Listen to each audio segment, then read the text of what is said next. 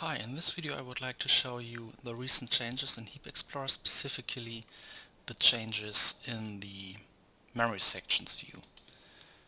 So what I added here is the image at the bottom, and this image is a visualization of the managed heap usage or maybe fragmentation, and the idea is that the red area, or the entire area, basically is the address space in which Unity or perhaps Mono allocated separate managed heap sections.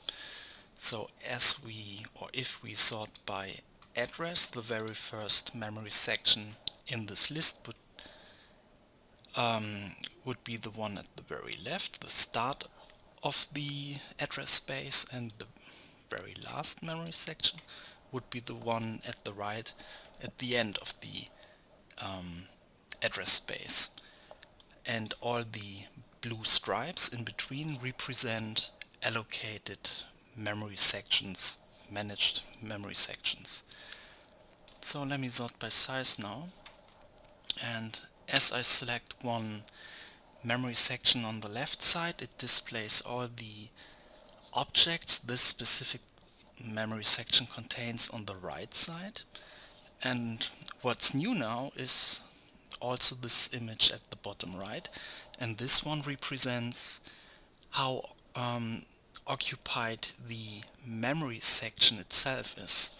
So this one on the left is the entire managed heap, and these blue stripes represent the managed heap sections, and here we have now one selected managed heap itself. This is the blue area, and the green stripes or green area represents memory that is occupied, in this case, by managed objects. And this gives you a rough idea how fragmented your memory sections are, and I thought it's a nice visualization, so I implemented that recently. And unfortunately there's just actually two issues, and maybe someone of Unity Technologies is watching this video.